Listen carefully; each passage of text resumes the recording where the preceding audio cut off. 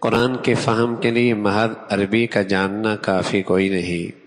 قرآن کے لیے سمجھنے کے لیے محض عربی کا جاننا کافی کوئی نہیں، ورنہ تو اللہ اہل عرب کے لیے بیت اللہ کے اوپر قرآن اتار دیتے، لے جاؤ اور پڑھتے چلے جاؤ اور عمل کرتے چلے جاؤ۔ لیکن اللہ رب العزت نے قرآن بھی اتارا اور محمد الرسول اللہ بھی ہیں جو قرآن کی وضاحت بھی فرمانے والے ہیں۔ آپ نے اپنے عمل سے، اپنی زندگی سے قرآن کی تفسیر فرمائی ہے۔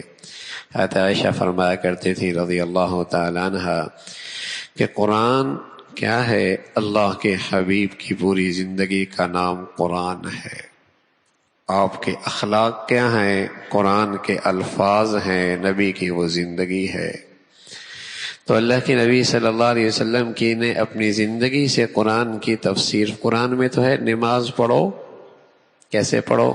اللہ کے حبیب نے بتایا ہے، قیام یوں ہے، رکوع یوں ہے، سجدے یوں ہیں، اس کے اندر یہ تسبیحات ہیں۔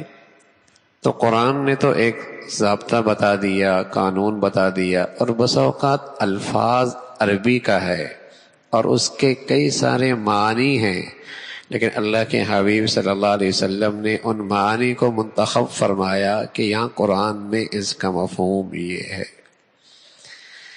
تو نیری عربی کافی کوئی نہیں قرآن کے سمجھنے کے لیے، اللہ کے حبیب صلی اللہ علیہ وسلم کی زندگی بھی ساتھ ہے۔